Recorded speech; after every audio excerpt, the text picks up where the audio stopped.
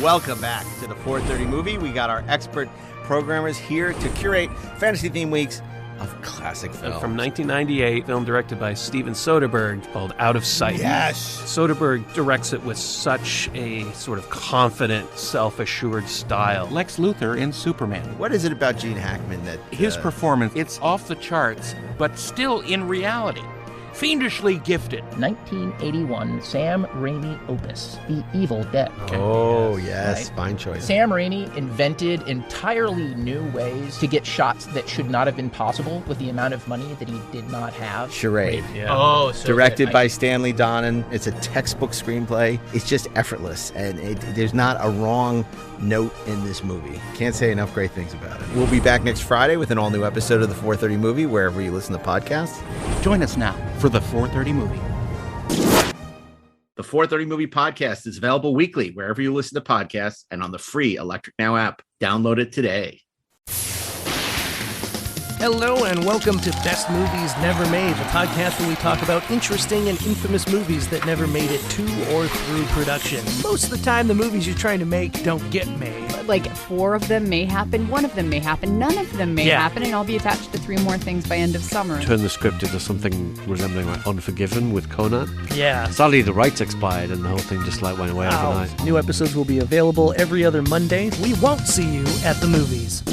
Best Movies Never Made, as featured in Entertainment Weekly, is available wherever you listen to podcasts and on the free Electric Now app. If you think you felt a great disturbance in the Force, you're not wrong. Ed Gross and me, Mark A. Altman, have a new oral history from St. Martin's Press. It's Secrets of the Force, the complete, uncensored, unauthorized oral history of the Star Wars saga.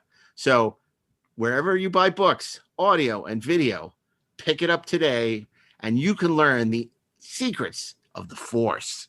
And don't miss our oral history of Star Trek in stores now. And of course, nobody does it better, the complete oral history of James Bond in digital, hardcover, paperback, and audio. That is all.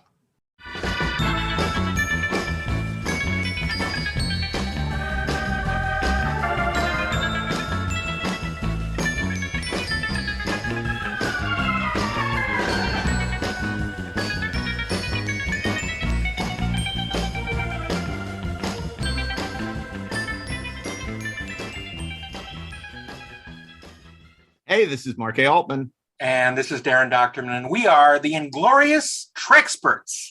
And this is the annual Inglorious Treksperts Holiday Special, Part 6. We're lapsing into the second year. Yeah, you might think the holidays are over, but not here at the Treksperts. The holidays just go on and on and on. We're going to be celebrating Valentine's just around Day the soon. corner. Yeah, exactly. Yeah, Christmas 2023 is any day now. Oh my gosh, I can't believe it. We planned this to be 3 episodes, and now we're on part 6 of our 7-part series. No end in sight. No, not at all. Not at all. But I'm thrilled that once again we are joined by the proprietor of the Burnettwork, Mr. Robert Burnett, from his observatory at an undisclosed location somewhere around the globe. It is fine to be here with you fine fellows. I think we're going to have a fine time with this episode. And it's the showrunner of Netflix hit series DOTA Dragon's Blood, Mr. Ashley Edward Miller. And if I'm not mistaken, Ashley Edward Miller is wearing glasses. I am wearing glasses. The better to see you with, Mark Altman, the better to see all. In fact, we've been doing this episode for so long, I have lost my eyesight. I am nearly blind. I am hoping that I still have some vestige of my eyesight by the time we're done Dr. recording. McCoy? I got and they will be again. That's the beauty of it. Okay. Klingon aphrodisiacs, actually. They make you look smart. My God. Well, let's see how smart you are, because it's getting pretty serious now. Where we ended episode 5 with our pick for number 20, which was the 2021 version of Dune, and we're now continuing the countdown with number 19 as we celebrate with Rob Burnett. You know, I think in the annals of Hollywood history, when we look at the marketing departments and the marketing of movies, at the top of that list has to be this next film. I would have to say, dare say, I don't think that I personally have been whipped up into such a lather as I was by the trailers, the promos for our next film. Now, people might say, Rob, perhaps the patron saint of the Inglorious Treksperts, you're trying to curry favor with them. I would say no. This movie, I unashamedly would say, unabashedly would say this is one of my very favorite, if I call it a B movie, it doesn't really do it justice because it's not that, but it is certainly. And by the way, after a recent rewatch, 25 years later, this is what I call a close encounter. This is, of course, 1996's Independence Day. My God. Police and the fire departments are asking. It is morning. Stay off the phone. You wake up. Hey, come on. You greet your loved ones. You grab the morning paper. And although it seems like any ordinary day, it isn't. For one extraordinary reason.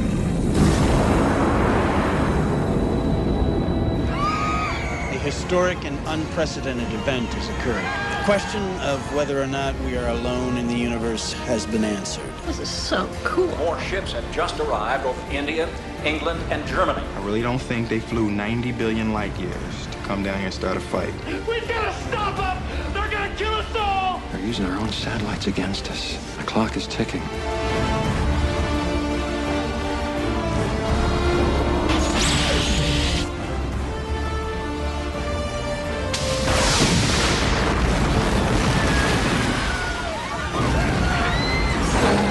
Launch a counteroffensive with a full nuclear strike. Over American soil. If we don't strike soon, there may not be much of an America left to defend.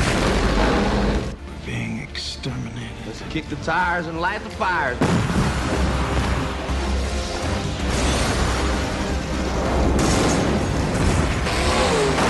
We're looking at worldwide destruction in the next 36 hours. Oh, you can't hit nothing!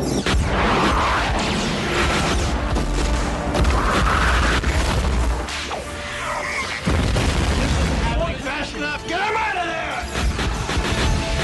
Should we win the day, the 4th of July will no longer be known as an American holiday, but as the day when the world declared in one voice, we will not go quietly into the night, we will not vanish without a fight, we're going to live on, we're going to survive. Today, we celebrate our Independence Day.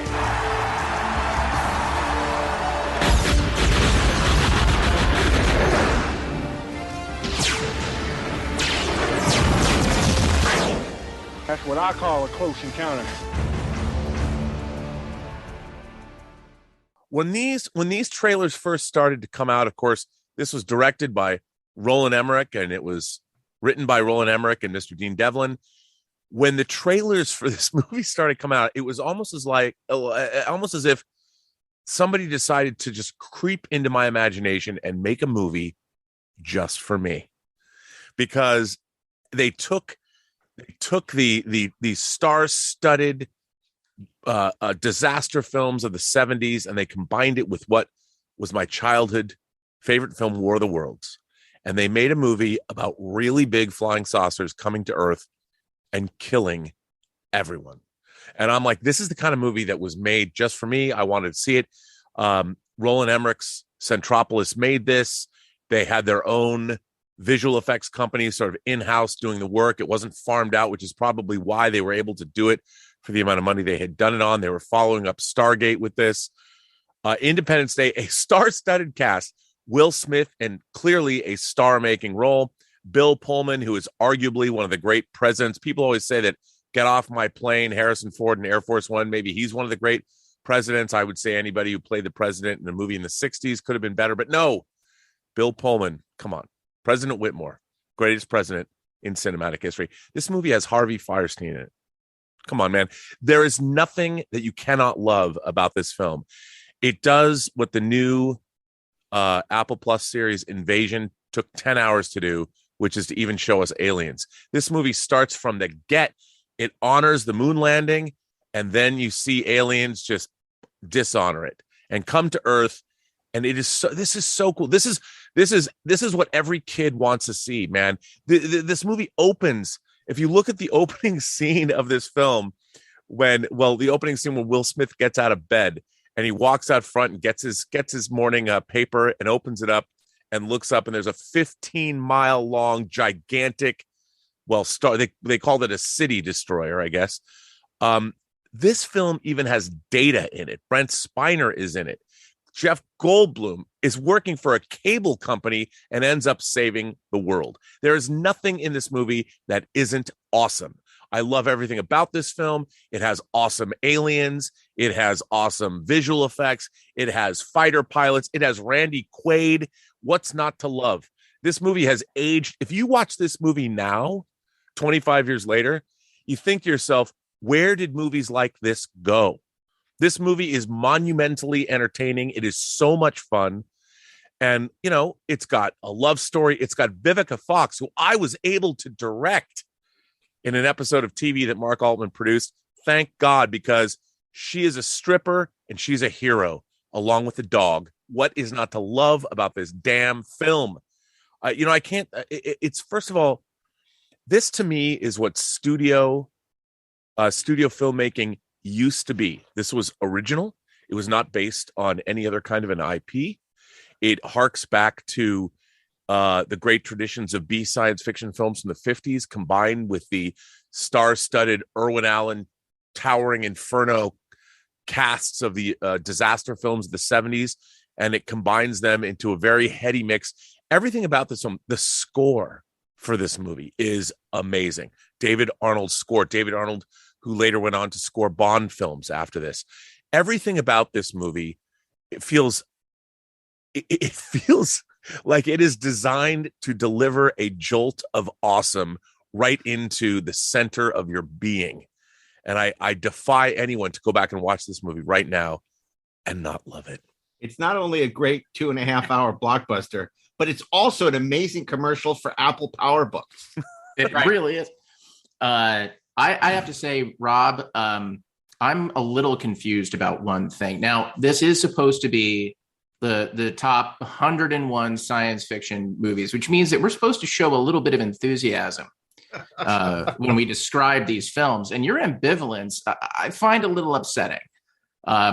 Personally, I will tell you that this was the first movie that I went to see as a newlywed during my honeymoon. And the greatest endorsement I can give this film is that it is the second most exciting thing that happened on my honeymoon.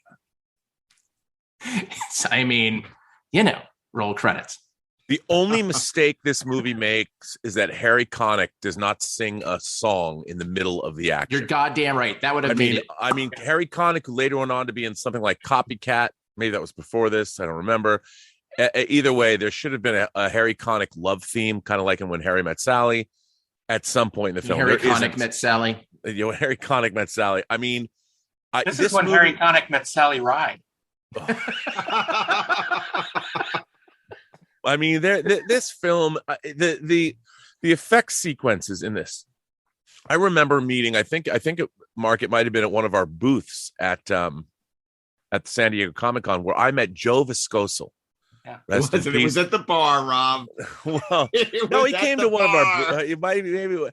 Joe Viscoso, one of the great pyrotechnicians of Hollywood, who blew up the White House. He blew up the White House in this movie, and it was very funny because I got to talk to his wife. I said, you know what? I can tell you exactly what your husband's greatest explosion was. It was the 4th TIE fighter in Star Wars with that secondary explosion. But this was a close second. Blowing up the White House was a close second. My God. What is not to love about this movie, folks? Darren, tell me, doesn't this movie have one of the great speeches of all time in it? Not only does it, but let me do it for you.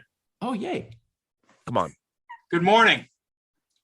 Morning. In less than an hour, aircraft from here will join others from around the world. And you will be launching the largest aerial battle in the history of mankind. Mankind.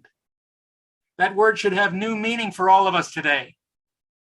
We can't be consumed by our petty differences anymore. We will be united in our common interests. Perhaps it's fate that today is the 4th of July, and you will once again be fighting for our freedom, not from tyranny, oppression, or persecution, but from annihilation. We are fighting for our right to live, to exist.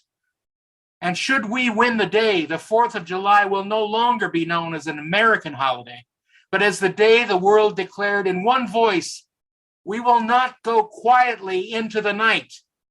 We will not vanish without a fight. We're going to live on.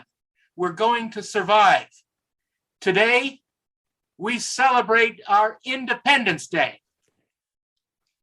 That's great. And then there's that great scene where all the feuding countries of the world team up to fight the aliens. You have Israel and Saudi Arabia and everybody like all giving each other the thumbs up, jumping into their fires. It's so much fun. And it's really a love letter to the sci-fi movies that we grew up on. And that's because Dean and Roland were huge fans of these movies. Yeah. You can't fake it. It's the same reason that Kevin Feige makes great Marvel movies, because he loves these comics. He loves these characters, just like Dean and Roland love these movies that they're paying homage to.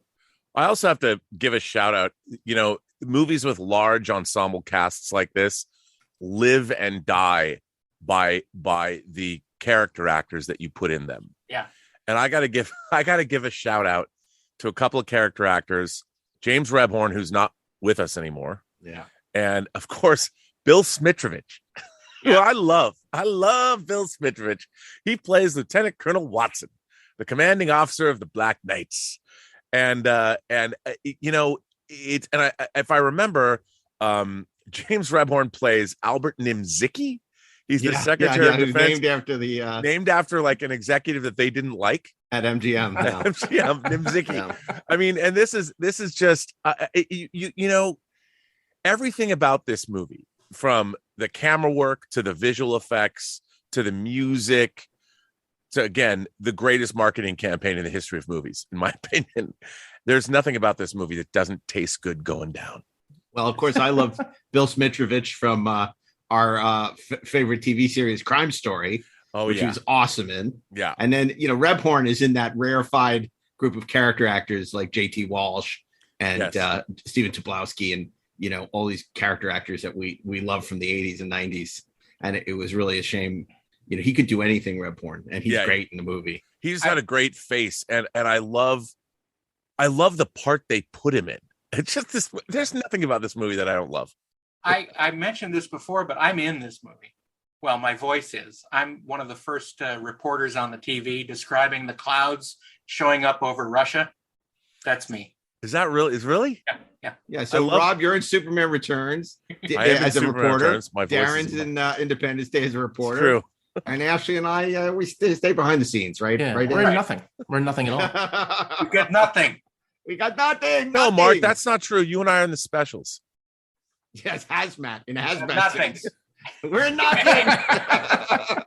We're in a movie that was written by James Gunn. Come on now. So that brings us to number 18. And that thing you do, Ashley Edward Miller. Before I begin describing our next entry, there's just something that I have to say to all three of you. Listen, I know you gentlemen have been through a lot, but when you find the time, I would rather not spend the rest of this winter tied to this fucking couch. And by that, I mean... Too late. The film... Yeah, exactly. That dares to ask the question, maybe we're at war with Norway. I'm referring, of course, to John Carpenter's amazing 1982 remake of The Thing. The Ting. Mayday. Anyone hear me? Over. This is U.S. Station 31. You read me? Found something in the ice. We need some help down here. Can anybody hear me? We found something. We found something. We found something.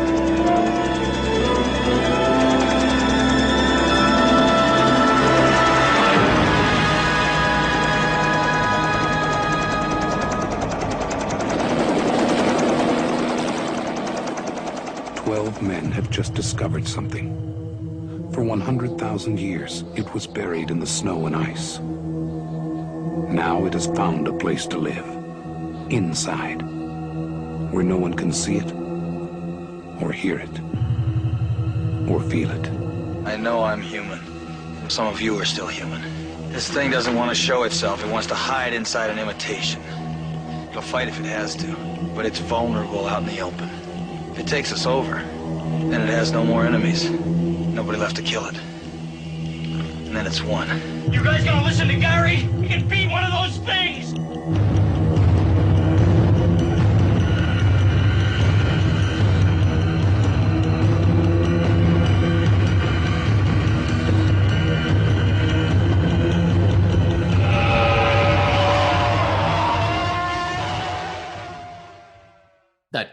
The thing you do. Look, the thing is a sausage party, but it's got a great cast. And what Carpenter does so well in telling this little tale of a shape-shifting alien that invades an Arctic research station and begins taking people over and assuming their forms and doing all sorts of horrible things with dogs. In the dead of winter, in the darkness, is he really makes this incredible use of the lack of space, the claustrophobia, the lack of color, the fact that everybody is like in these big ass parkas. He makes you feel the environment. He makes you really like all these guys. He gives them all a chance to demonstrate their own personality, which is really, I think, super important in a movie where at any time, any one of them could be the thing. I love how smart this movie is about dealing with identifying who the thing is and who the thing is not. I love it for the testicular fortitude that it demonstrates in presenting to us the ending that it presents, where we're not given an easy answer as to who survives. Keith David, the great Keith David, or Kurt Russell, the great Kurt Russell. And oh, by the way, Wilford Brimley is in this thing, right? It's like, look, casting Wilford Brimley is always the right thing to do, and it's a tasty way to do it. Look, it's cool. It's got a terrific score by Ennio Morricone, which is John Carpenter, right? It's just the dialogue is great. Like, and it makes when you do a remake, I think a trap that a lot of directors, writers fall into is that they kind of just try to either do what was done before, or they do something that has nothing to do with it. And you ask yourself, well, why are you doing the remake in the first place if you didn't understand what was great?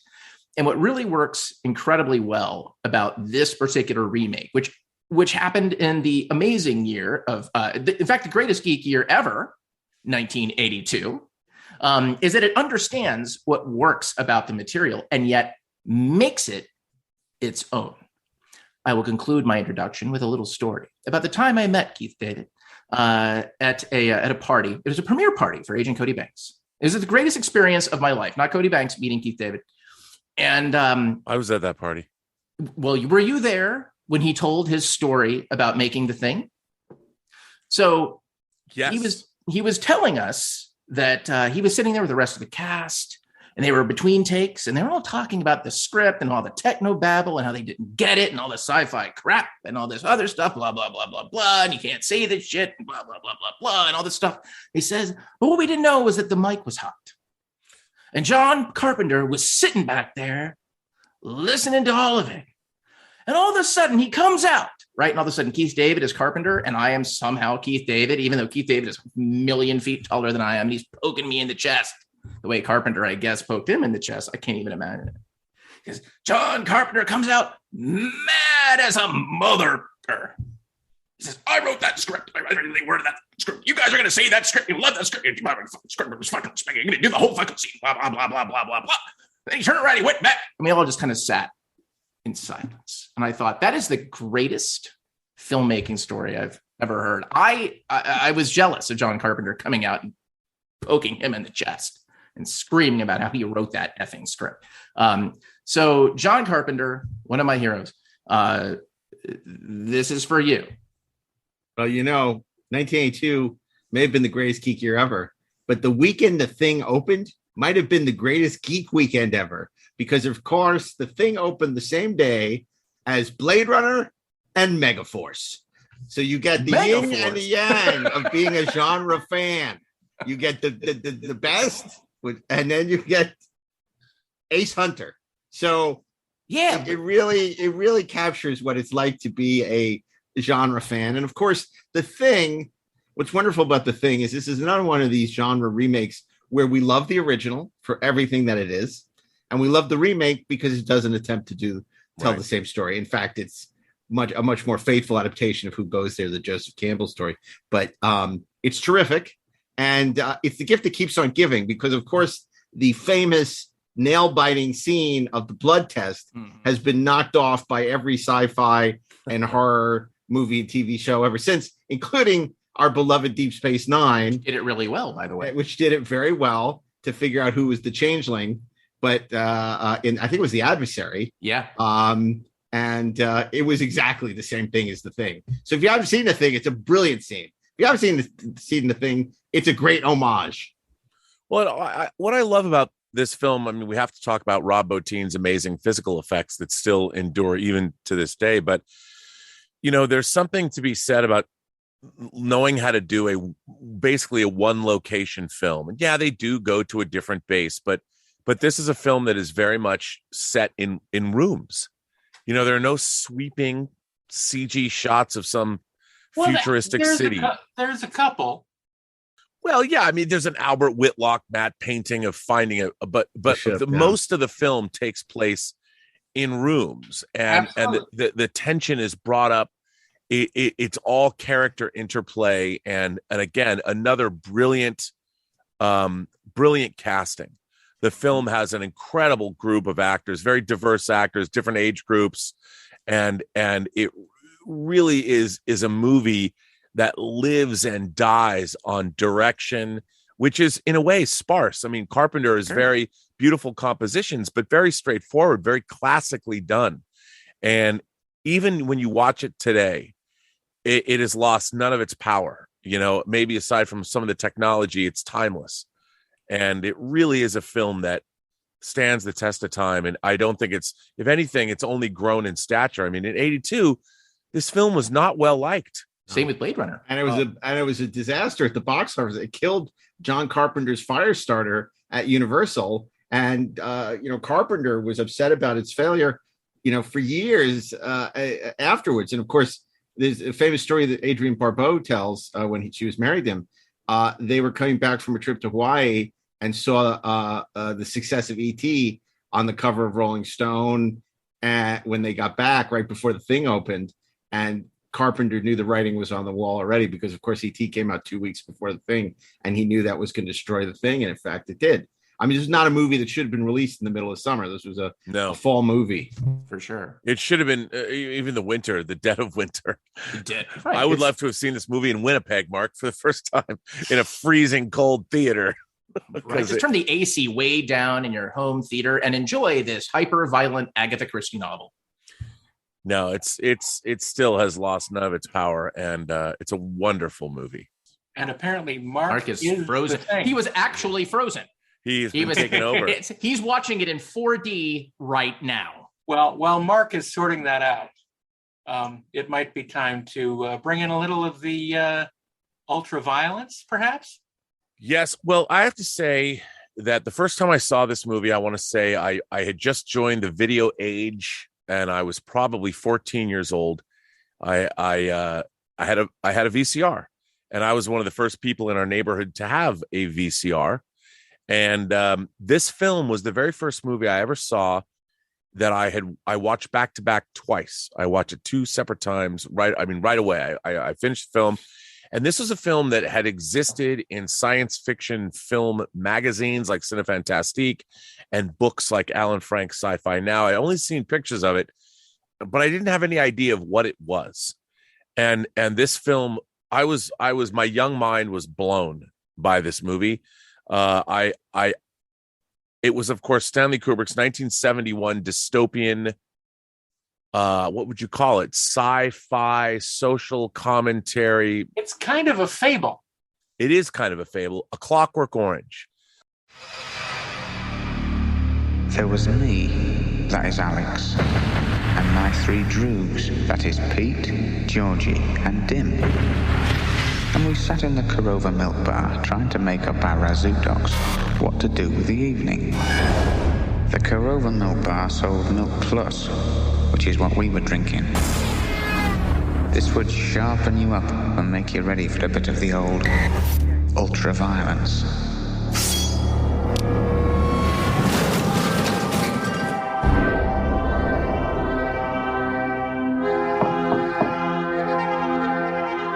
Hi there, my little droogies.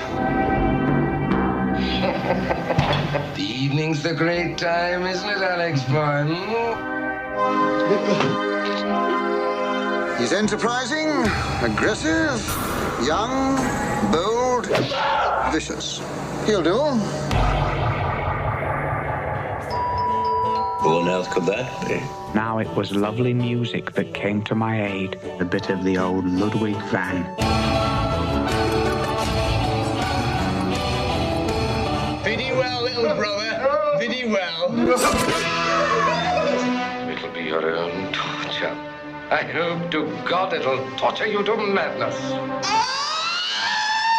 Stop it, please, I beg you! Food, all right. Great, sir, great. Try the wine.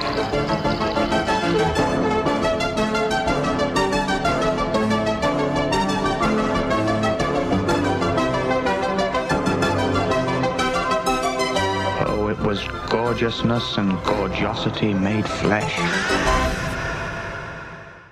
And it's interesting because it stars Malcolm McDowell, who Kubrick had seen in Lindsay Anderson's If. And If is a great film if you haven't seen it. And based on Anthony Burgess's future shock dystopian novel. And it basically tells the story of, we're in a dystopian England. Some people have said it's a communist England because of how it's depicted. And it is about a group of thugs, Alex and his 3 droogs, and half the language in the movie. It's called Nadsat in the book. It's a heady, frothy mix of Russian and English mixed together. And in the book, if you read the book, it comes with a glossary in the back because it's a difficult read because you have to figure out what are these words. A glossary, like Dune 1984. Yes, absolutely. A glossary helps your feet not get wet from all the words. That's a glossary. It's true. But it's about a horrible group of thugs that they take drugs every night at the Korova milk bar. And by the way, it's one of the first early mentions of adrenochrome. And for all of you QAnon people, you know what adrenochrome is, but they drink it in this movie. But it's called Drenchrome. But they got the word from adrenochrome. Yep. And Drenchrome Synthemesk and Velicet, which is what we were drinking. So these 4 criminals, they spend their nights doing home invasions, rape, brutal beatings, doing horrible things to people. And eventually their leader, Alex, is finally apprehended. After you see the life that he leads, he's apprehended and he goes to prison, but he volunteers to be part of a new program that the government that is in charge of the future Britain is trying to impose, where they're going to actually reprogram the minds of criminals through the Ludovico technique, which uses drugs and movies to shape your behavior. So whenever you have even impure thoughts or thoughts that are considered to be bad, you have an adverse reaction. You get sick to your stomach, sick to the very very essence of your existence. That kind of is sick. And Alex becomes a pawn, and then he is deemed cured after going through this technique. And he ends up finding all the people that he victimized in his life in a strange twist of fate. But then you realize, and the central question of this movie, and the reason that I found it so compelling, even at my young age, is the idea of doing good. If that could be programmed into people, is it right if it destroys free will? Right. What is the most important thing about being a human being?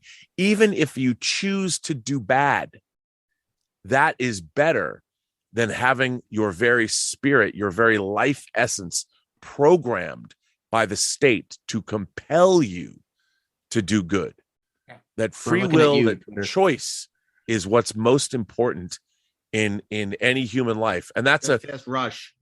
That's a pretty audacious. If you choose not to decide, you still have made a choice.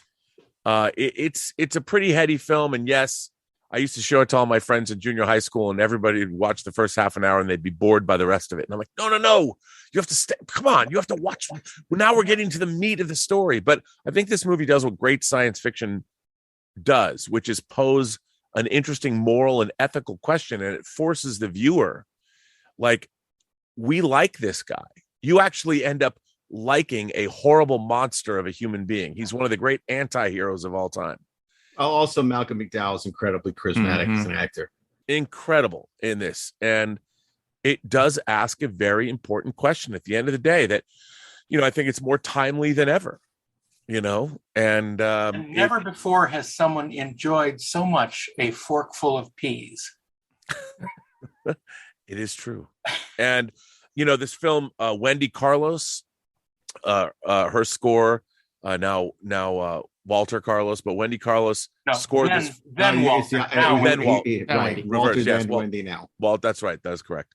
Walter Carlos, now Wendy. Let's just say Wendy. Scored this film. Wendy Carlos had done an album called Switched on Bach, an electronic look at the music of Johann Sebastian Bach. And Kubrick tapped her to create an electronic score for this film that is startling. And it leans heavily on Beethoven's Ninth. It's an incredible, I think one of the great soundtracks of all time. It's one of my favorite soundtracks. And she also went on then to score Tron later after this. Right. And an amazing, amazing bit of work. Absolutely. Well, now it's time to get very, very quiet. Very silence, please. Silencio for Daren Dochterman and number 16. Well, even silent movies were loud in their time. And this one was quite loud indeed, because it was the 1927 Fritz Lang's Metropolis.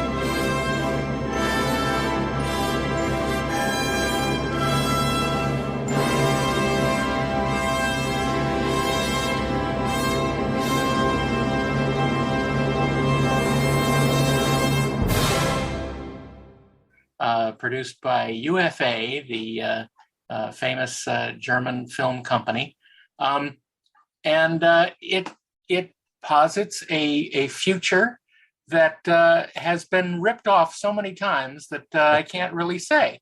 But this is the logical evolution of our society, where, we talked about it in the Time Machine before, and this represents that. The haves and the have-nots, the schism between them is bigger than ever. What they call the ruling class is living a life of pure enjoyment, and the working class is toiling in the basements and furnaces of the society. And Metropolis is a huge city. Maybe it's a city as big as a planet. We don't know. It's something like that, though.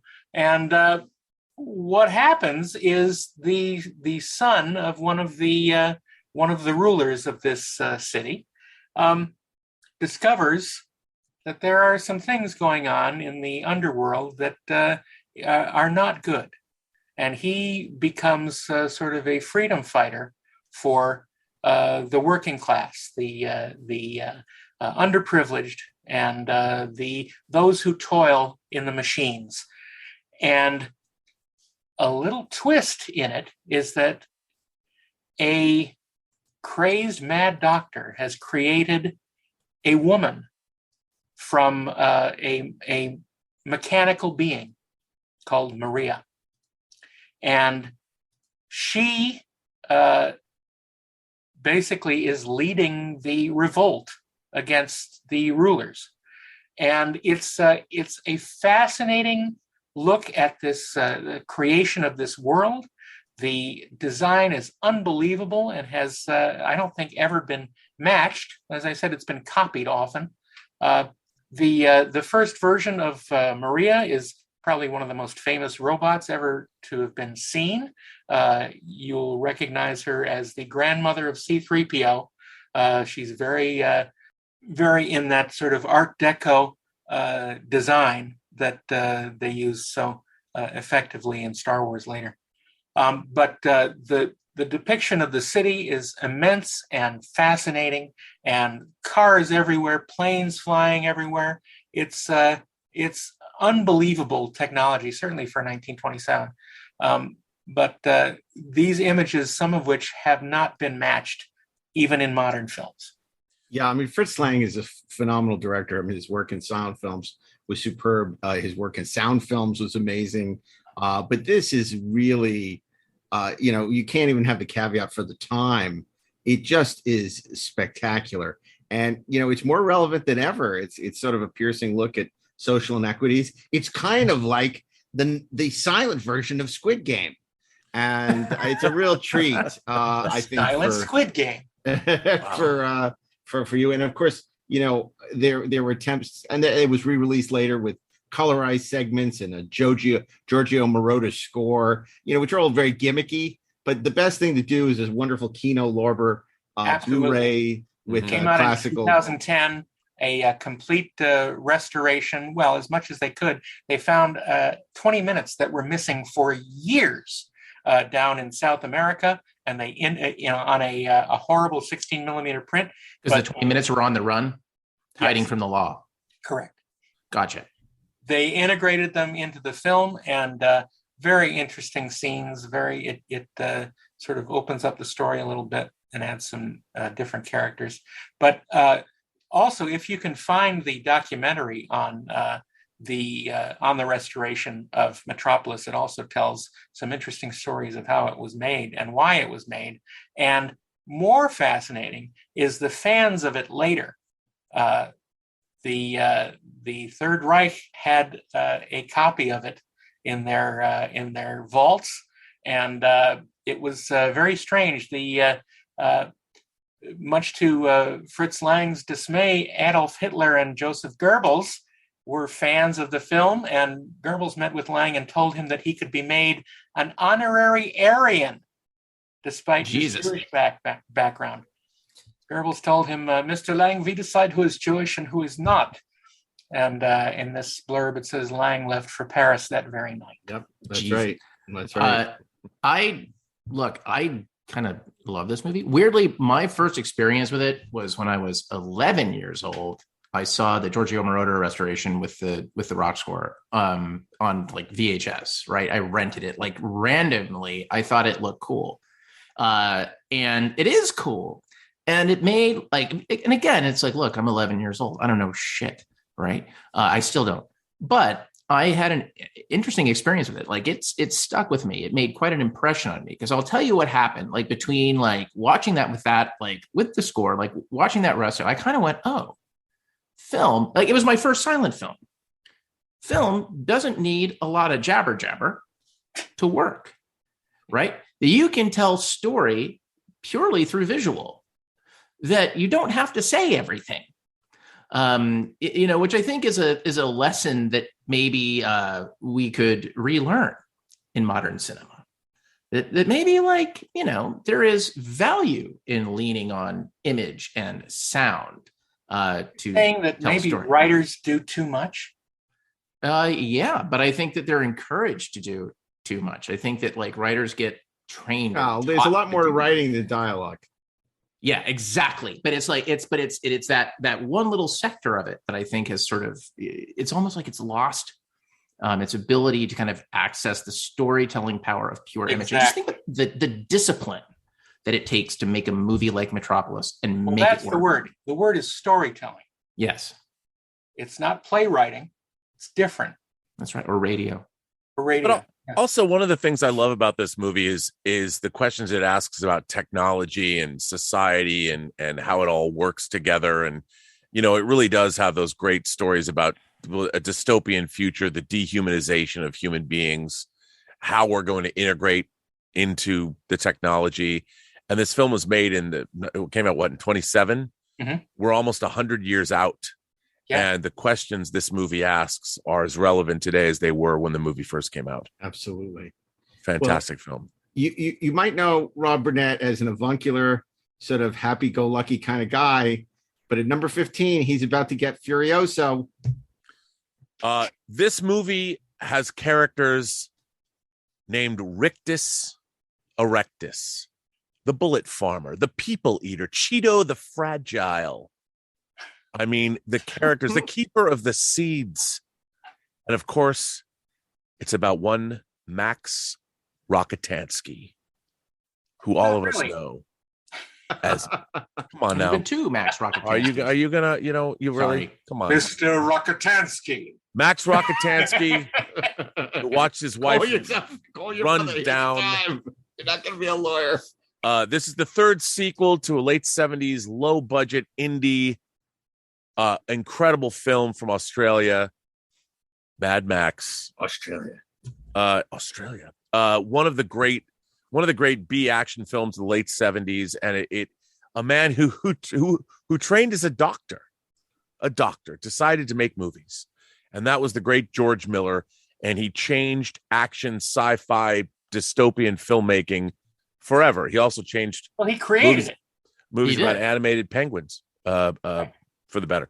But he well, I don't know. I mean, we'd had movies like Damnation Alley or No Blade of Grass, but yeah, there was something that George Miller created sort of a genre unto himself. And I would dare say that Mad Max and the sequel Mad Max 2, or as we know it, The Road Warrior, might be the two most imitated films. I mean, The Terminator and Mad Max are two of the most copied movies, and Road Warrior in history. We got how many low budget Italian ripoffs did we get of this film? Too many. But this is 2015's Mad Max Fury Road, the third Mad Max sequel. In this wasteland, I am the one who runs from both the living and the dead. A man reduced to a single instinct. Survive. It is by my hand. You arise from the ashes of this world.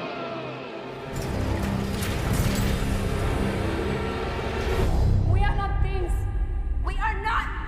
Where is she taking them?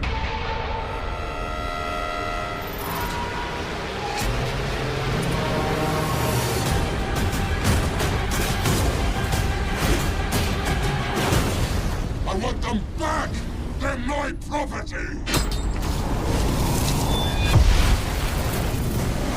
Oh, what a day! What a lovely day! Want to get through this? Go!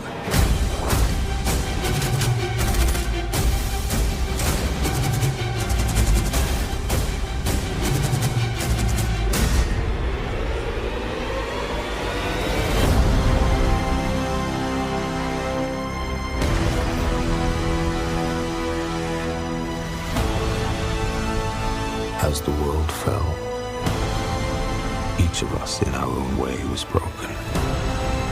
It was hard to know who was more crazy. Me or everyone else.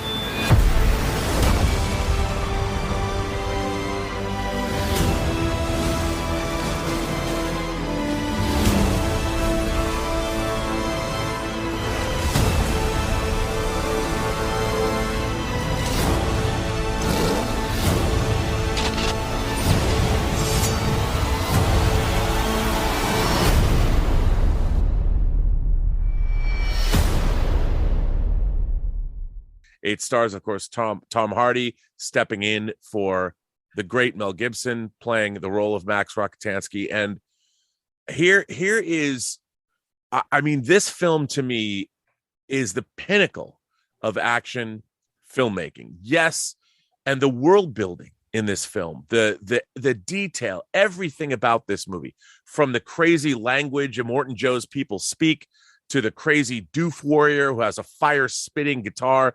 Like whenever they go out on some kind of operation, apparently they have to bring somebody with a giant rack of speakers that plays heavy metal music to get people in the mood. I mean, this film, the imagination on display in this movie is incredible. The world building is incredible, but it's also one of the movies that spent the longest time in development.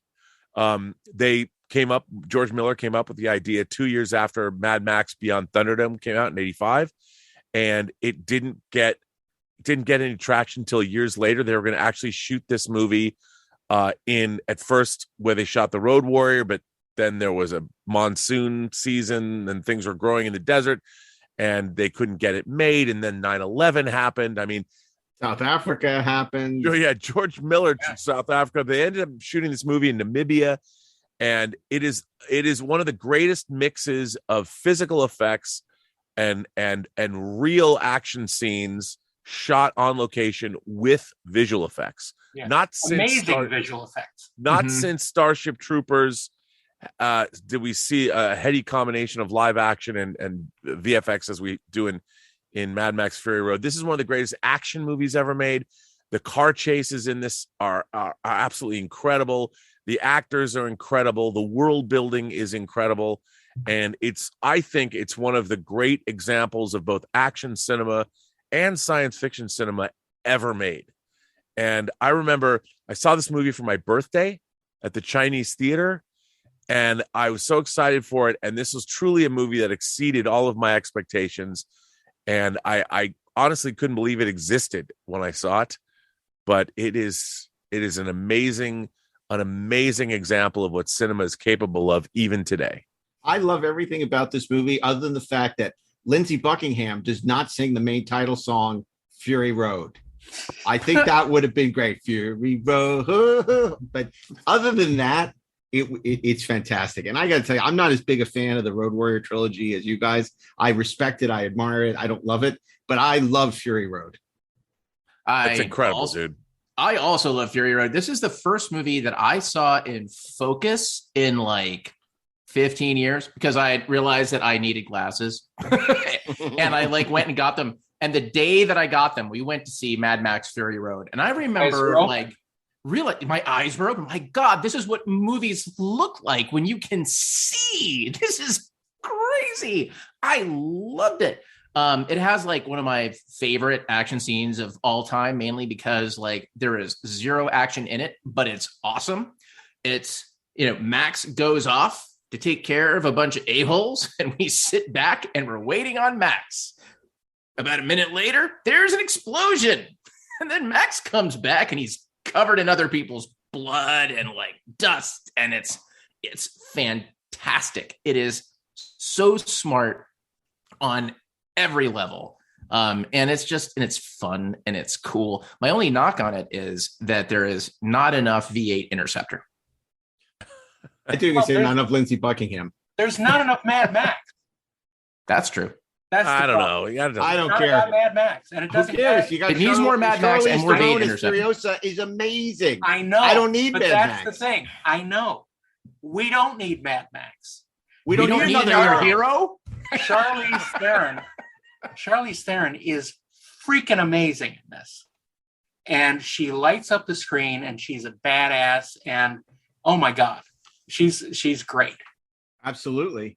I think this is a movie we all agree. Number 15. It's amazing to see George Miller. What an interesting filmmaker. Besides the Road Warrior movies, doing things like Babe, about the pig, and Happy Feet. What boy? I mean, this guy could just do it. He can do anything. But boy, he delivered. This is a passion project for him, and he really nailed it. I wish we could have seen his Justice League movie. God, that would have been great. Mm-hmm. Okay. Well, number 14, at the end of the universe lies the beginning of Ashley. Look, there is almost nothing clever to be said about number 14 that someone on this podcast, in some context, either in this one or our sister show, the 4:30 movie, has not already said, other than to say that I think that that some of the my greatest experiences involving this movie have happened in the context of this podcast. And I will also say that I did not watch this movie when I first experienced the story. Instead, I read the novelization first. I finished it. Vonda McIntyre? Was it Vonda McIntyre? That feels right. It was. I finished the novelization the day that we were going to go see the movie. And I was so shocked by the end of the book that I ran into my older brother's room and I shouted, "Bill, you won't believe it. Spock is dead." And oh, the beating I suffered was fabulous and so well deserved. Rightly so. Yeah, I was going to say, yes, so. it was. I was but a boy. I had no idea how important. Star Trek II, The Wrath of Khan. Beyond the darkness, beyond the human evolution, is Khan, a genetically superior tyrant. Exiled to a barren planet, banished by a starship commander he is destined to destroy. Left for dead, he has survived. I'll chase him round the moons of Nibia and round the Antares maelstrom and round perdition's flames before I give him up. There she is. There she is. Fire!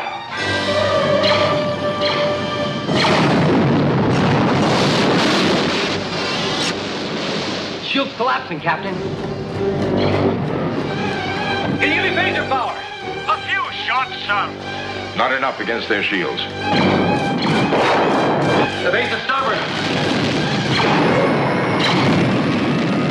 Scotty, I need warp speed in 3 minutes or we're all dead. I've done far worse than kill you. I've hurt you. And I wish to go on hurting you. I shall leave you as you left me. Marooned for all eternity. Buried alive. Buried alive. Sean! Sean! At the end of the universe lies the beginning of vengeance. Star Trek II, The Wrath of Khan. Who's Khan? Who's Khan? It's Khan. Who is What? Khan? I mean, what is? There are those who believe that the Wrath of Khan down here began out there. I know many or several writers in Hollywood who I count among my friends, and not even people who are like on this podcast, who consider this to be like one of the most structurally impressive, well-designed, kind of well-constructed stories, screenplays of all time.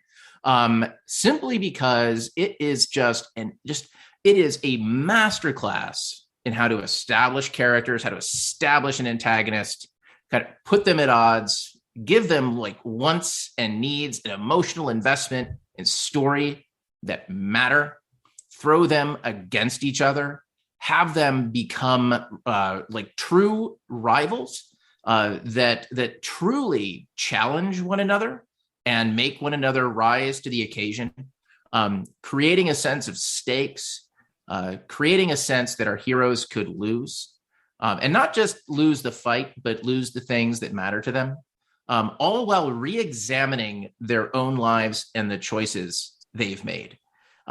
Star Trek II is it's fantastic. And obviously we've talked a lot on this podcast about, the writing of this script and what a journey it went through, and how Nick Meyer pulled so many different elements together. And my hat is off to him for what he accomplished. And then what he achieved with almost no money in making this film.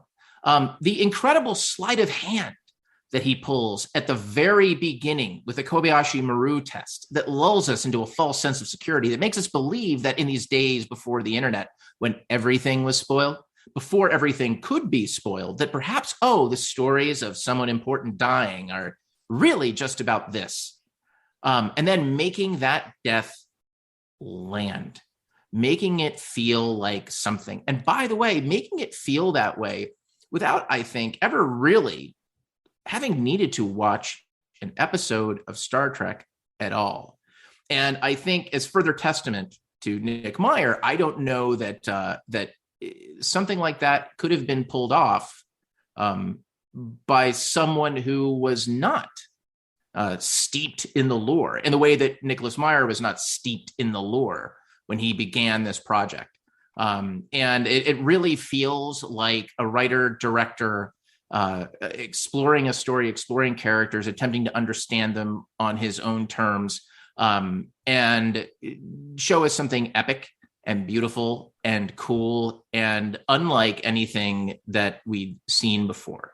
I can't really think of any more superlatives for this film, other than, look, I love it. It's a film that shaped me. I think, shaped all of us in our own way. And I'm sure you guys kind of dig it too. To be fair, Nicholas Meyer may not have been steeped in the lore of Star Trek, but he had been steeped in the lore of all the things that inspired Star Trek. Yes. He was a devotee of the Hornblower novels. He knew good storytelling when he heard it and when he did it. He was not one of these people who looked down at the genre and thought it was beneath him. He realized the antecedents that had come before it. I mean, that's redundant, but he realized that these things had just as much power as the older stories. And so that this new mythology was just as valid as the stories that he had grown up with. So I think he made some great decisions of how to treat the characters and treat the story so that it had enough of the, sort of mythic quality to it, and still be true to what we wanted these characters to be. Yeah, I think the most amazing thing about Nick's accomplishment is that they were paralyzed with fear after Star Trek: The Motion Picture of what to do next and how to do it and how to do it for a price. And when they could not, crack Star Trek II after all the scripts they developed and all the problems they had coming up with something. The fact that Nick was able to distill all these divergent drafts, these disparate drafts, and create what he did in 11 days to save the picture from being canceled of the project being shut down is remarkable. So when people say Nick Meyer saved Star Trek, he literally saved Star Trek, because if Star Trek 2 hadn't gone into production when it did, I think that would have been it. And it's really a remarkable achievement. And I think only now at the end has he come to really accept the praise and that's been lavished on him, because as we all know, Nick is a very erudite, and I don't think he wanted Star Trek on his tombstone, but he's really coming to accept the fact that this has touched and meant so much to so many people. And it's kind of nice to see that happen, where he accepts how powerful this movie was and how much it touched people. And it really is a terrific movie in so many respects. I also have to say too that what was really interesting about Nicholas Meyer is, he flat out said he wasn't a Star Trek fan. He wasn't particularly enamored of the genre, even though he'd made Time After Time before this. He did the work. Roddenberry had told him, or he had heard, that it was Horatio Hornblower, that a lot of this was drawn from classical literature. A lot of this tale is Melville inspired, Moby Dick, and some of the great Star Trek and some of the great science fiction is literary based. Mm-hmm. You need to have a strong understanding of classic literature and the mechanics of storytelling that have been brought forth for centuries through our great, go back to even Gilgamesh or the stories, the Greek and Roman myths, all of those things. Nicholas Meyer is a classicist, and he had that background. He comes from a family of musicians, and he really, like Darren said, he understood the underpinnings of what Star Trek was, which is classical literature. And he was able to bring that forth in an incredible action adventure context. And yet the entire film is one reference and another to the great works of classic literature of the Western canon. And he made it look effortless. And, it's interesting because, like all great movies, it gets better with age. This is a movie, when I first saw it, I thought it was a really good episode of the TV series. Yep. But I didn't feel it was a great movie. And over time, I've really come to appreciate it as a motion picture. And I think I like it more now than I ever have. Because, obviously it was limited by its budget. And, he was extremely smart in the way he dealt with that. Like you said, Darren, the redress of the Reliant being the Enterprise bridge, and the way that, Bob Sallin engaged, ILM, and everything was so meticulously storyboarded. So what they managed to come up with for the money that they had, because even then, as a kid, I would look at it and you see Regular One and you could tell it was straight on modern props. But, now that becomes less of an issue because the story is just so compelling.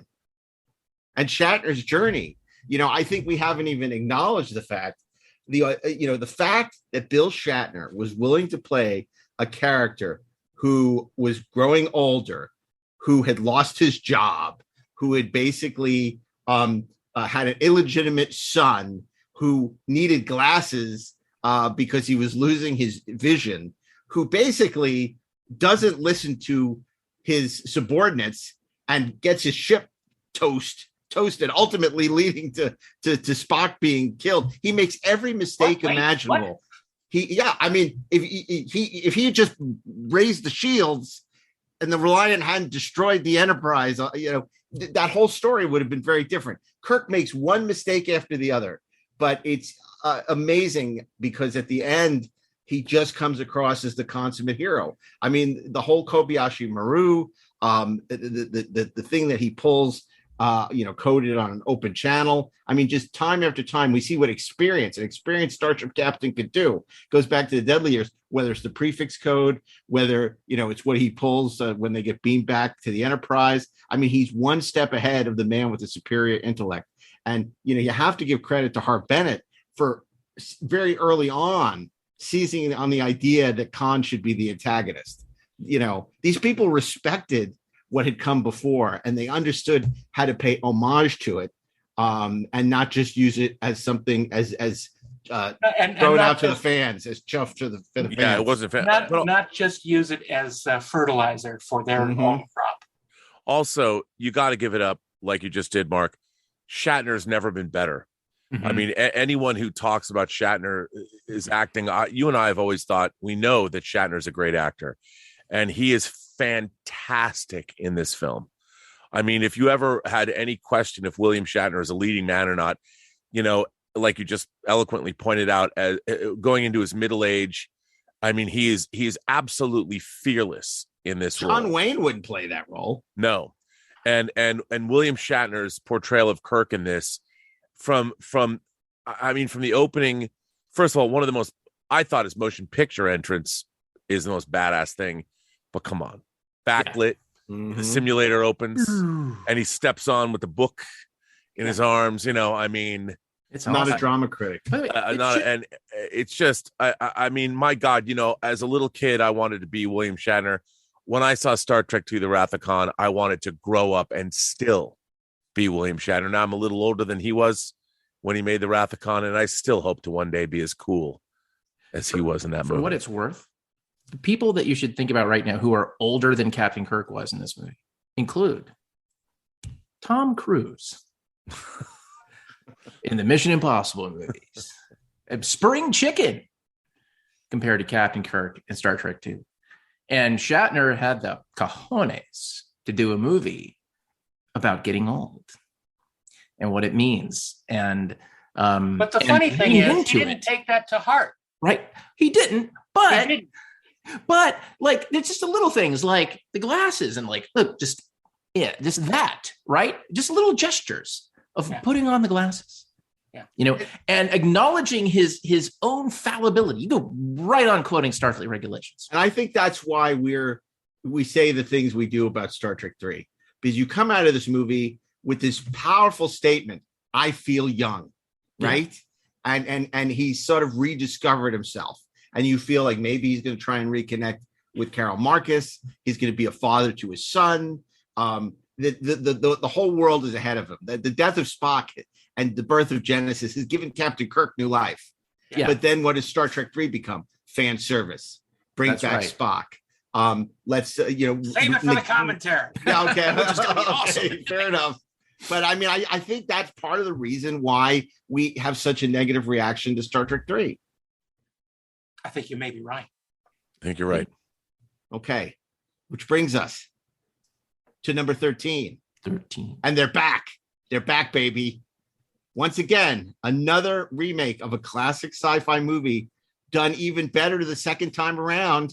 It's another man who had a very close association with Star Trek, director, writer Philip Kaufman's Invasion of the Body Snatchers.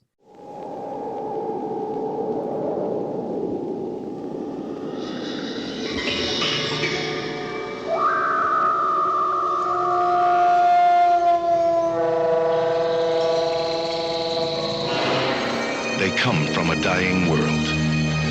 They drift through the universe, pushed on by the solar winds. They adapt, and they survive. The function of all life is survival. Sleep, sleep, sleep. From deep space, sleep. The seed is planted. Sleep, sleep. Terror grows. Matthew!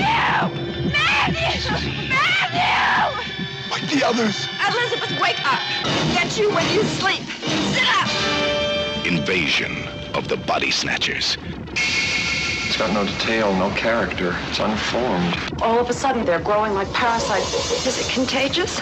People are being duplicated. How do you know my name? I didn't tell you my name. I can't find anything in here that looks like a body. I saw its nosebleed. It looked right at me. You're looking at it as if it was human. It was not human. Now, the classic fear begins to grow. We're being cornered. In a modern masterpiece of science fiction. They're barricading the street. Invasion of the Body Snatchers. Get down! Starring Donald Sutherland, Brooke Adams, Leonard Nimoy. Invasion of the Body Snatchers. From deep space, the seed is planted. Terror grows.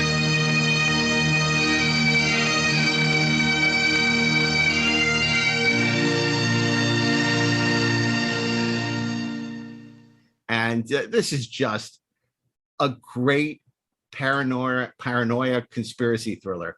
And if the 50s Invasion of Body Snatcher was about the pervasive influence of communism, then this was about the me generation, and it's so a new ageism, and it's just a fantastically executed film with an incredible cast: Donald Sutherland, Brooke Adams, Jeff Goldblum, and a very unemotional Leonard Nimoy.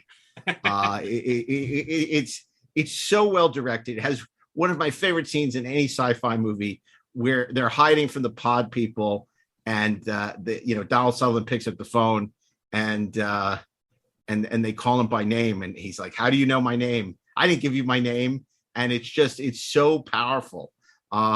It's and Veronica Cartwright also is terrific in this movie. Jeff Goldblum is terrific in the movie. It's a great cast.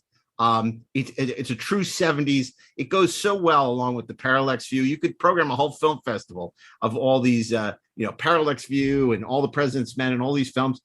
It has an ending that's so audacious in the fact that it has no resolution. It's so cynical and dark. It definitely is this post-Watergate, kind of 70s ending that you would, 10 years later in the 80s, you would never see an ending like this. But the great thing, the thing I love about it is that by the time the film starts, it's already over. It's already happened. No, I agree. There's no hope for them. I agree with you that this is a movie about, this isn't an alien invasion movie where the protagonists don't realize the invasion has happened already. I mean, I think like Darren just said, and it's what's really scary is that we, the viewers, know more than the protagonists do. And we're like, and that's what makes it, this movie's terrifying. Absolutely. It just came out on Blu-ray. In 4K. It was released a couple weeks ago in 4K. The new version that Kino Lorber put out, this film is so beautifully photographed, and you look at it now, and it's just there's so many weird. Like, why does Robert Duvall show up as a priest swinging on a swing set in this movie? I mean, why wouldn't he? No explanation. Yes. That not my wife. I mean, not my wife. This movie is just, and the sound design. Walter Murch worked the sound design in this film. That San Francisco Mafia? Kaufman and Coppola and all those people up north. I always say that the great trilogy of sci-fi remakes is Body Snatchers, The Thing, and Cronenberg's The Fly. And oh, dude, this film, I just watched it. I just watched the new disc, and it's. I love this movie so much. It's so good. And get the new 4K, like Rob was saying. It just came out, and it was so great to see them put them out, because this is not a movie that necessarily is at the top of a lot of people's lists. Surprisingly, it's gotten a little forgotten, and it's phenomenal. I don't like watching it. I'm so scared by it. It's creepy. Yeah. It's really it's really creepy. My first experience with it was the Mad Magazine parody. It's not the way to see this movie. It's definitely not the way to see it.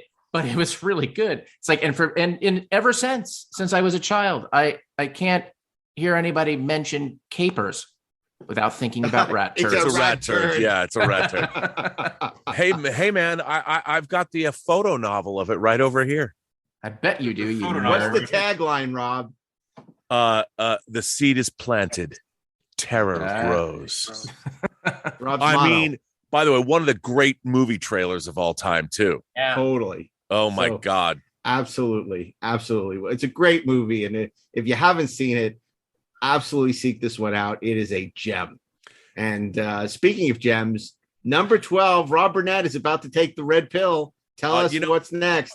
I have to say that I don't think, obviously. I wouldn't brag about that. the science fiction genre is, I think all the great science fiction shows where we're going. It's a precursor to our future. I don't think that there's ever been a science fiction film that has been more politically influential than this movie. Just what you said, Mark. Though we're still, this movie's now 22 years old. We're still talking about being red-pilled, or some people are talking about being red-pilled. I have to say, The Matrix, the Wachowski siblings, The Matrix is, I think, the last time I was ever in a movie theater and I was truly blown away.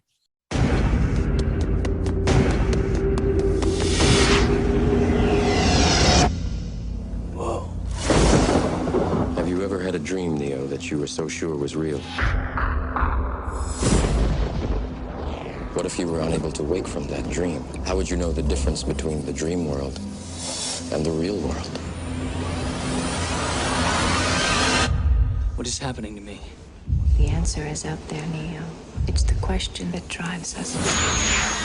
What is the Matrix? The Matrix is the world that has been pulled over your eyes to blind you from the truth.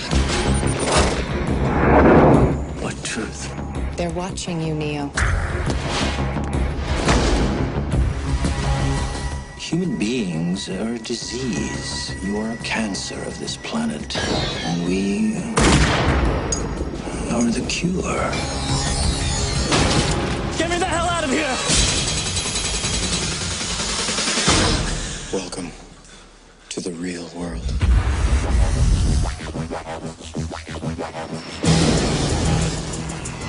So you're here to save the world. So what do you need?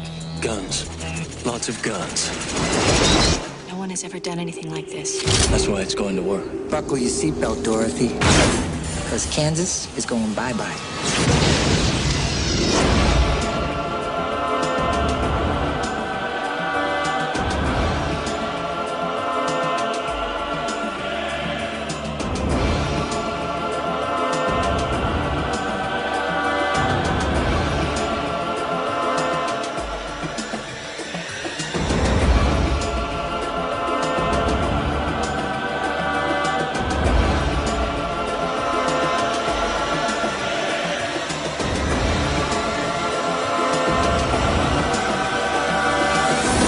Unfortunately, no one can be told what the Matrix is.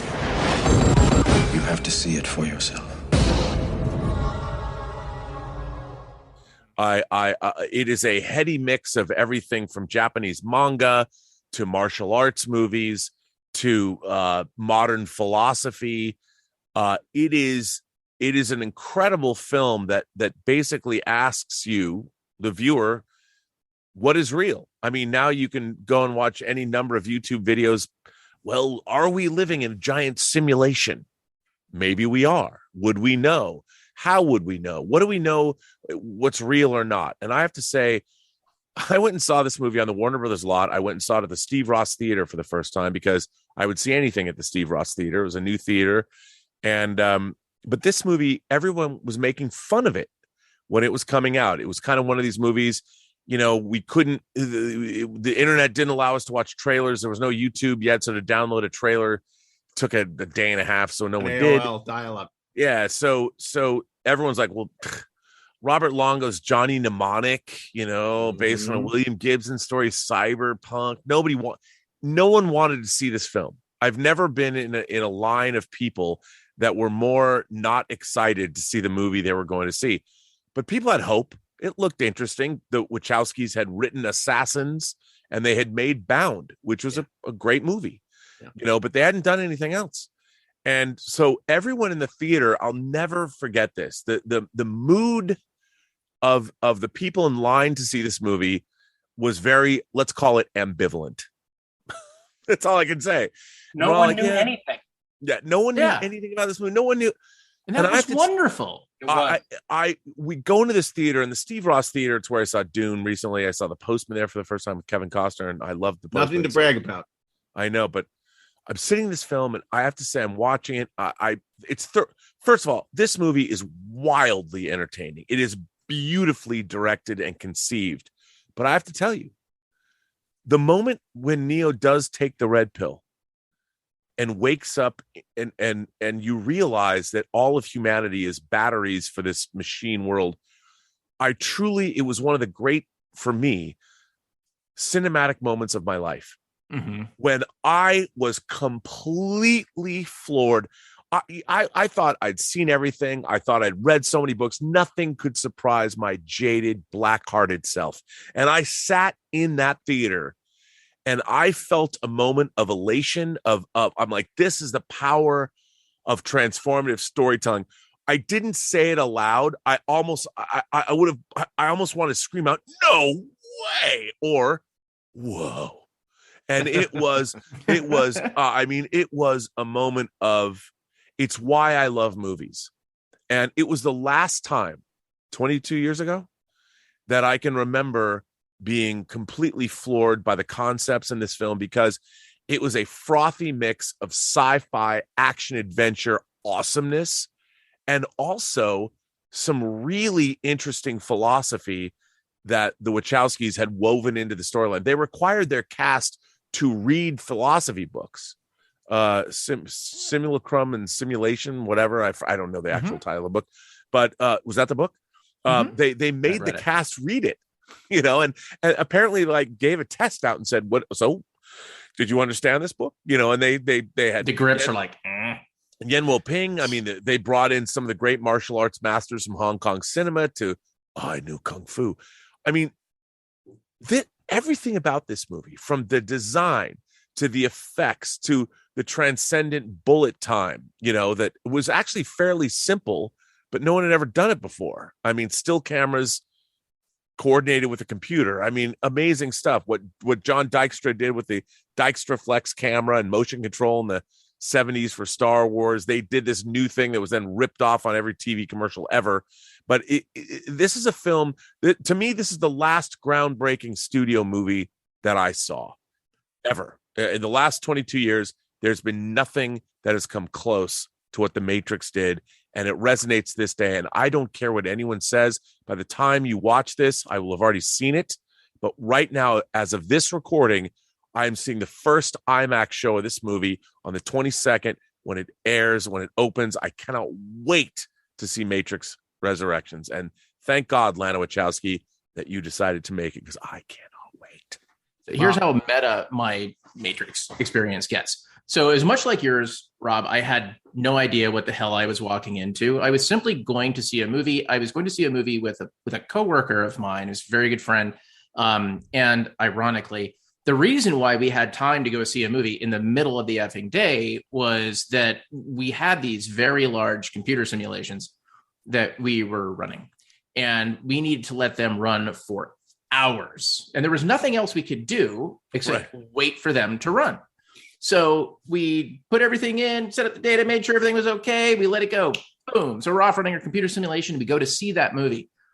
And it was not a full showing at all. It was the middle of the day. And I remember when we got to that scene, right? Exactly what you were talking about, when when your skull just sort of blew apart. And I turned to my friend and I said, am I crazy? Or is this effing amazing?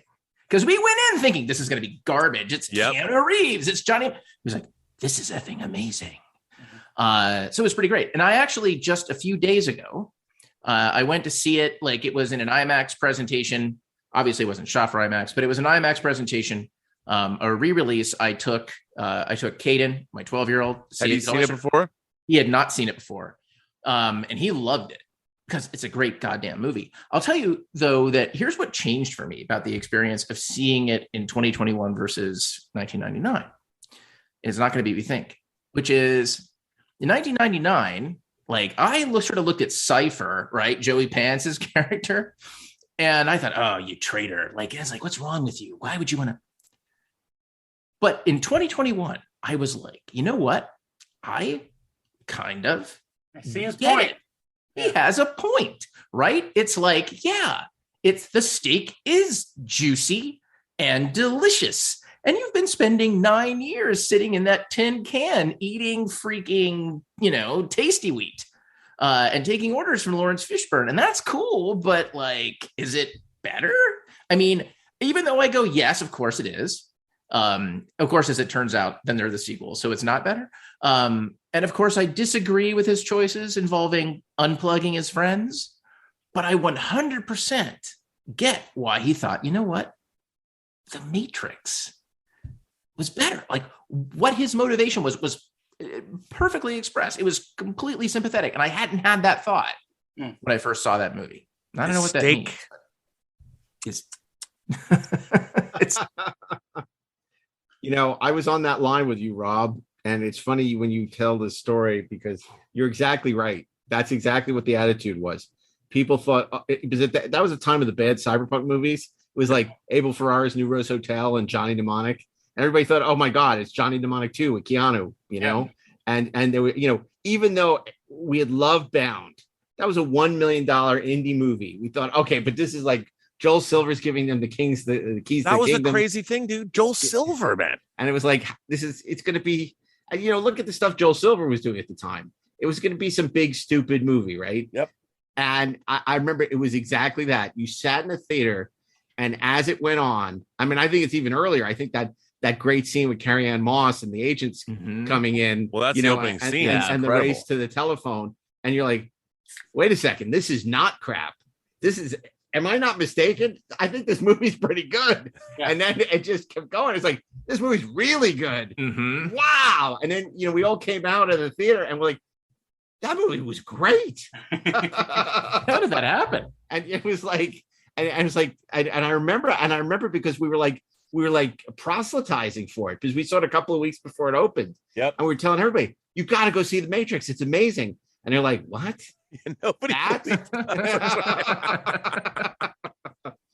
And but yeah, it's a really great movie, and I think I like you. I hope that Resurrections is good because anything that can redeem these movies after the sequels would be appreciated. Yeah, I also think too that the film has actually lost none of its power. I recently the 4Ks of the Warner Brothers 4Ks of the movies. They went back and they because The Matrix was actually finished on film, and they did a new transfer of all three films, and The Matrix it looks incredible. Bill Pope's cinematography is fantastic. It's just fantastic. And you look at the films and like, sure, there are moments that, of course that they're of their time, but it's so Mr. Anderson. It's so beautifully done. Again, the acting. Oh my God, all the characters, even Keanu Reeves, everybody is great in this movie. It is impeccably cast. And it's so iconic. When you go back and you watch this, you realize, wow, half of our modern age was shaped by this movie. In various ways. Huge influence. I mean, it's funny. I was playing with my I found my first Motorola Razr phone today, and I was playing with it. I'm like, this is so The Matrix. Yeah, I mean, I just did a book about oral history of John Wick and Gun Fu, and I mean, obviously, the ground zero to a certain extent is The Matrix, because of course that's where Keanu met, the director of Chad and David, so who ended up doing the first John Wick, and then Chad went on to do the rest of them. So, and it was such a combination of all our passions of the 90s. It was like pure cinema, but also Hong Kong movies, which had been a huge part of the 90s. John Woo and Ringo Lam and all that stuff. We were always going to see, whether it was on Laserdisc or at the New Art. So, and then, and sci-fi. It was like, and it also had something to say, as opposed to a lot of movies which were sort of empty. The fact that even if it was dime store philosophy, it still was. There was philosophical underpinnings that were really interesting. But they were actually citing legitimate, philosophers, like you just pointed out. I mean, for anybody who loved action cinema in the 90s, John Woo was a monstrous influence, starting with A Better Tomorrow and The Killer, and then moving on to Bullet in the Head. And then, of course, Hard Boiled. I remember seeing, I don't know if you were there, I saw Hard Boiled with John Woo at the New Art. That was the first time I saw it. Yep, I did. Yeah, that was an amazing night. And watching the movie with the 45-minute long assault on the Hospital. the hospital. Amazing. And you go back and you watch it now. It's the only thing wrong with those movies to me is the sound design. I would add different gunshot sounds, but other than that, I mean and Ringo Lamb, City on Fire, which Tarantino had used for Reservoir Dogs. I mean, it was such a and manga. I mean, there was so much manga. It was such a cross-cultural, people talk about inclusion now. Inclusion is a big buzzword today, but the Wachowskis, they I wouldn't say culturally appropriated. What they did was they honored all of this stuff that came from Asian sci-fi and philosophy, from Eastern philosophy, Western philosophy. They put all this stuff together in something new. And to me, that's what's so exciting. Watching filmmakers and artists take from the world, take from all of the world. Yeah. It's not cultural appropriation. It's a smoothie. It's taking all the ingredients you like and putting them in a food processor and blending them together. They taste really good. And the thing is, they honored all of those people, and they freely admitted it. They're like, here's what we took from everyone, and they created something new, and that's human history. And The Matrix is a historical moment in sci-fi and action, and certainly in cinema in general. What's great is people then seek those films out. So somebody who wasn't aware of Hong Kong cinema or wasn't aware of some of the books that they were, if they loved the book, they started to seek that out. So it's not cultural appropriation. It's honoring something you love.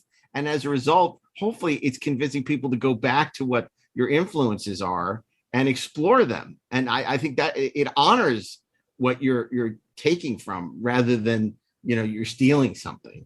No, absolutely. But that's all of a great art history. Great artists steal. That's what they do, and I do think, but The Matrix is singularly unique. And of course, I mean, everything from Equilibrium to the Underworld series. I mean, my God, the influence that The Matrix had on genre cinema in the last 22 years. So many black trench coats. Dude. Let's hope they all stay on the screen. Yeah. But amazing stuff. Amazing. Absolutely. Stuff. Which brings us to 11, and oh murder, it's Darren. You're talking about the honoring the history of science fiction, and one of those 7 pillars of history of science fiction movies is 1956's Forbidden Planet.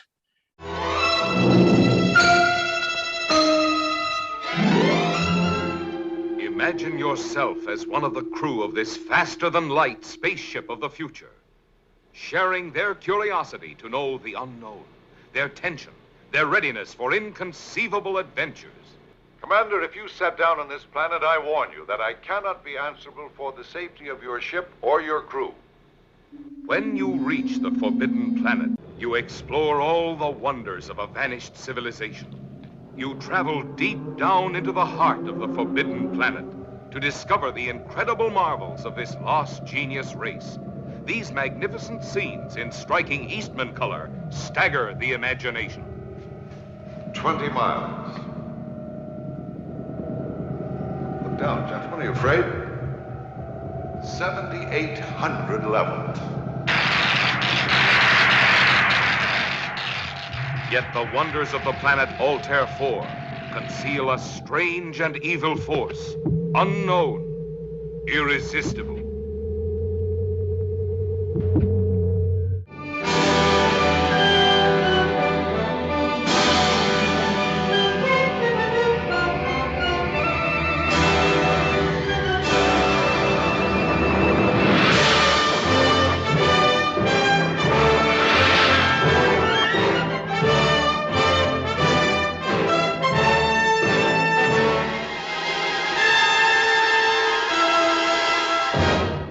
Story of spaceship C-57D. Wow. We don't know how long their voyage is, but they're out there. They've been out there for a long time. A 5-year mission. All guys, no women, and men men get pretty lonely in space. And when you encounter a young lady on a faraway planet who doesn't really know all that much about dealing with men, it's a fascinating encounter for everybody. Unfortunately, there's her dad, who is basically a mad scientist who has discovered ancient knowledge and ancient constructs by a long dead race on this faraway planet of Altair 4. They were marooned there years ago, supposedly, and these two are the only survivors of the Bellerophon. Thank God the time warp's been broken. You should see what our new ships can do. Our new ships can what? The argument goes that this is basically the first episode of Star Trek before Star Trek existed. 10 years before Star Trek was born, this was its predecessor, and it is structurally exactly like a Star Trek episode.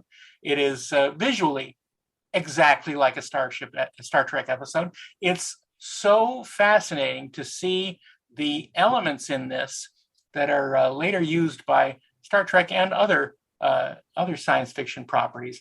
But this is truly a literary adaptation of Shakespeare's The Tempest, set in the space age. And it's the space age. The design of the movie is the quintessential sort of googie sci-fi design. It's just borderline on German expressionism. It's just sort of going into the jet age a little bit, and it's a fascinating mix. It's a fascinating incubation of this sort of style, and I love it. It's a fun story to watch. The characters are great. They are well defined amongst each other.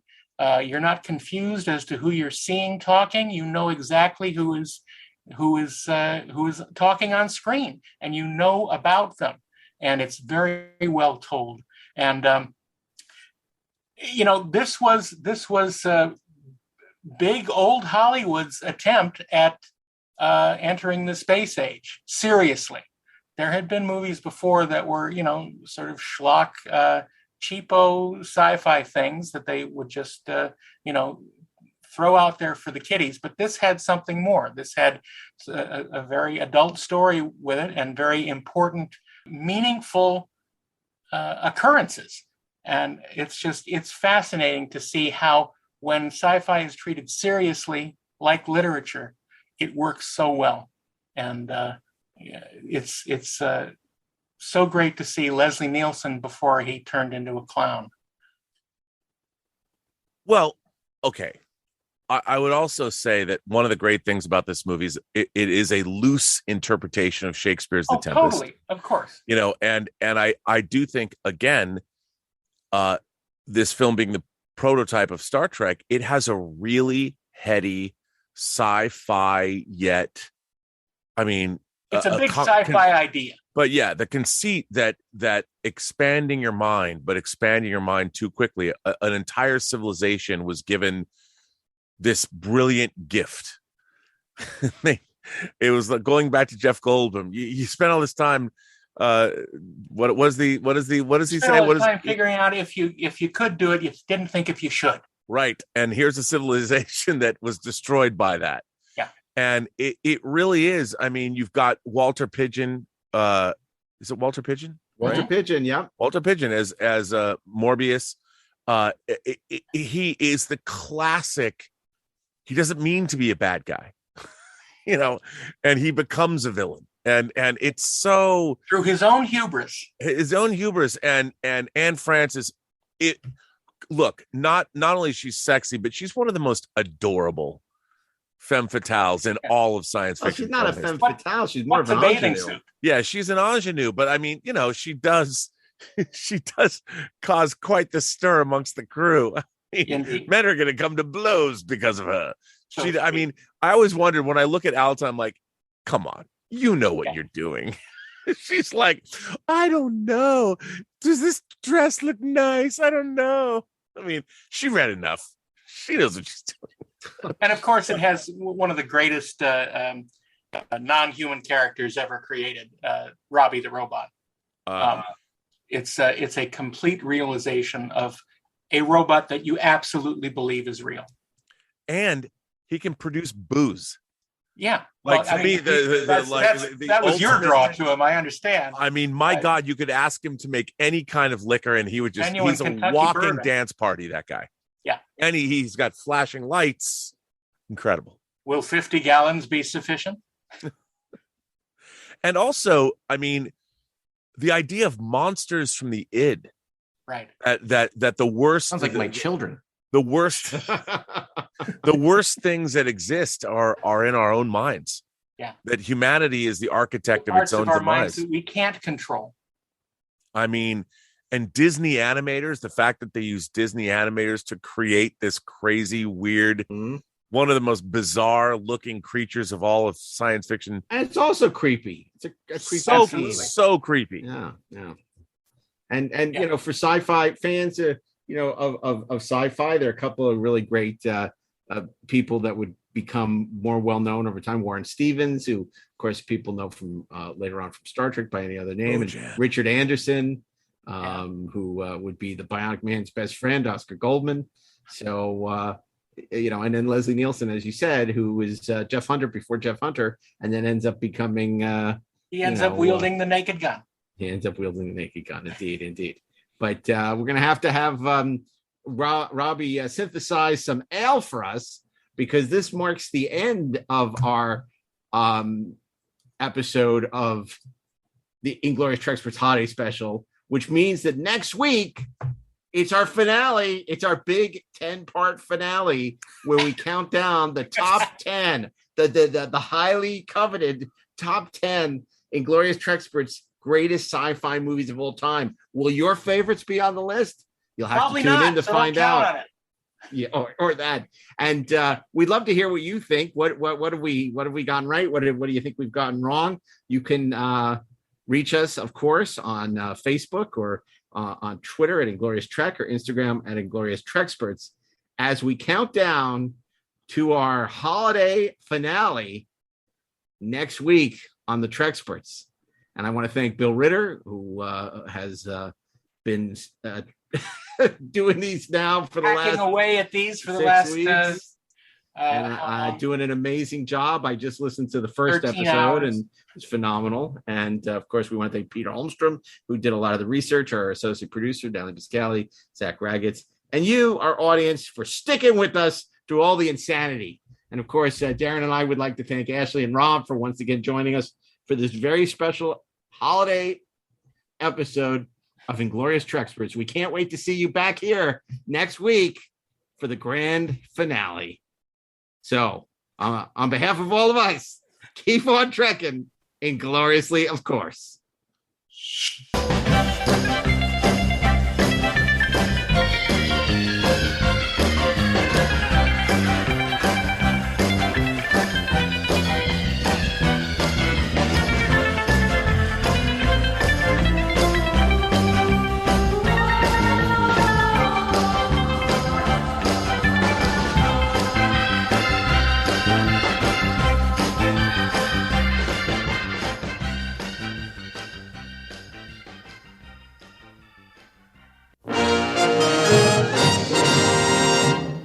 You're listening to the Electric Surge Network.